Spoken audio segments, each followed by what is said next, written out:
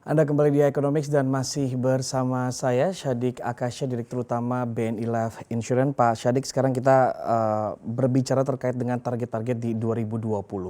Tadi Anda mengatakan bahwa memang penerimaan dari BNI Life ini bahkan terkoreksi sampai 25%. Apakah ini artinya juga akan merubah target BNI Life di 2020, Pak? Ya, tentunya dengan kondisi seperti ini kita juga menyesuaikan target tersebut karena kita melihat secara realistik aja bahwa pertumbuhan ekonomi Indonesia itu terakhir disinggung oleh Menteri Keuangan menurun. Dan tentunya kami pun melihat bahwa daya beli masyarakat juga menurun, kemudian ada berbagai pembatasan protokol untuk pencegahan kesehatan ya ataupun di masa pandemi ini. Jadi kita menyesuaikan daripada target tahun 2020 yang mungkin dalam waktu dekat kita akan sampaikan juga kepada otoritas jasa OJK. Oke, akan ada penyesuaian nanti ya yang sebentar lagi Ya. akan disampaikan dari pihak BNI Life. Apakah penyesuaian ini juga hingga ke target pendapatan, Pak? Apakah juga kalau kita lihat tadi di 3 bulan sampai 25%, apakah bisa di angka double digit juga gitu penyesuaian targetnya? Karena kalau kita lihat memang target-target pemerintah di kuartal ketiga dan 4 ini akan lebih baik dibandingkan dengan kuartal kedua. Ya. Saya sependapat Mas Pangeran bahwa kuartal 1, kuartal 2 ini adalah kondisi yang tidak mudah. Kami berharap justru ada optimistik kami untuk penjualan ataupun peningkatan bisnis di mulai kuartal 3 sampai dengan kuartal 4. Dan berharap tidak sedrastis penurunan di kuartal 1 sampai dengan bulan Mei ini di mana kami menurun sampai dengan 25% lebih ya dari situ. Dan untuk tahun 2020 ini tentunya akan berdampak pada target untuk perolehan pendapatan, tentunya ke laba juga, dan semuanya ini akan saling terkait antara satu dengan yang lainnya.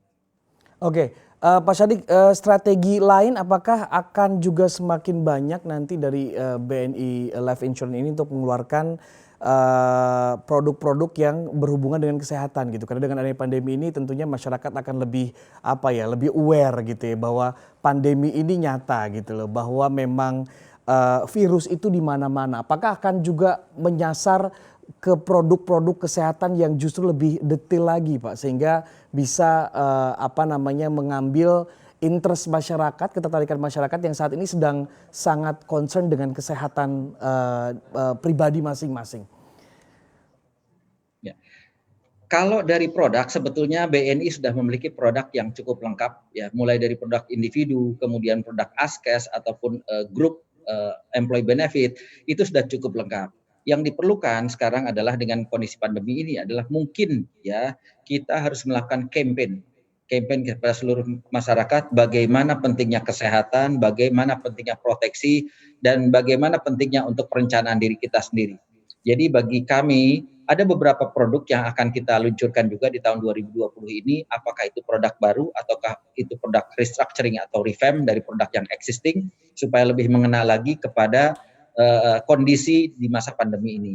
Dan kami berharap dengan adanya strategi tersebut akan mendongkrak bisnis kami di tahun 2020 di masa waktu yang tersisa ini.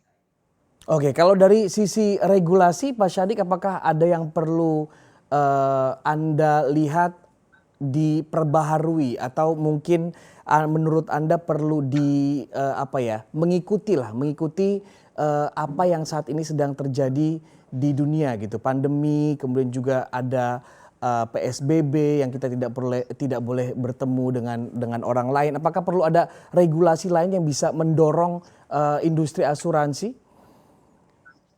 Ya, saya rasa dengan adanya SEOJK yang dikeluarkan tanggal 27 Mei kemarin itu merupakan suatu langkah yang cukup signifikan buat kami ya, di mana kami boleh berjualan untuk produk-produk yang sifatnya unit link ya ataupun PAID ya, produk asuransi yang dikaitkan dengan investasi itu dilakukan secara elektronik.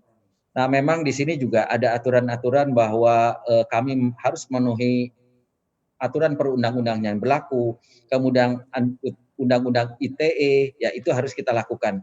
Ya, mengenai reliability daripada IT-nya, kemudian security daripada IT-nya, kemudian ada audit real yang harus kita lakukan terhadap pemasar-pemasar tersebut. Jadi bagi kami ya ini suatu harapan baru untuk penjualan secara elektronik, namun kami harus tetap menyesuaikan dengan ketentuan dan protokol yang ada. Oke, Pak Syadik, pertanyaan terakhir ini pertanyaan lebih ke pribadi, Pak. Bagaimana Anda memimpin perusahaan yang sangat terdampak gitu, Pak ya, dengan adanya pandemi? Pribadi juga tentunya mau tidak mau akan terdampak, Pak. Bagaimana Anda tetap menjaga leadership gitu ya, spot on gitu ya, atau tetap berada di puncak gitu di tengah banyak sekali cobaan dan juga banyak sekali tantangan yang harus Anda hadapi? Yang pertama kita harus tetap semangat ya sebagai leader. Ya kami tekankan bahwa hampir semuanya direksi BNI itu ada di Jakarta, tidak kemana-mana, termasuk pada saat libur kemarin work from home kita juga lakukan work from home, tapi kita lakukan monitoring. Ya jadi bagi kami adalah teamwork itu merupakan satu kunci bagaimana caranya kita bisa membuat satu tim ini kebersamaan semua. Kemudian di tengah kondisi yang sulit ini, kita selalu melakukan inovasi dan continuous improvement yang harus kita lakukan setiap saat. Jadi jangan sampai dengan adanya pandemi ini semangat tim kami itu menurun. Dan justru dengan adanya kondisi pandemi ini bagi saya merupakan peluang. Peluang, kemudian kami harus belajar lebih banyak lagi. Dan bukan hanya kami, tim kami juga harus merubah dirinya sendiri. Tidak berada pada zona nyaman, itu adalah yang selalu kami sampaikan kepada teman-teman di seluruh lingkungan BNI Live, baik yang ada di kantor pusat maupun yang ada di daerah-daerah. Mulai dari Sabang sampai Merauke kami ada di sana semua untuk agen-agen penjualannya. Jadi bagi kami support daripada leader semuanya ya, dari manajemen kami, kemudian kita melakukan inovasi dan kita selalu menjaga kesehatan tentunya. Kita harus hidup dalam kondisi yang harus berdampingan dengan virus ini. Kita rasakan bagaimana kalau sudah terjadi, ya misalnya ya kita harus konsekuen bahwa kita harus segera berobat. Tapi alangkah baiknya kalau kita harus mencegah sejak dari awal.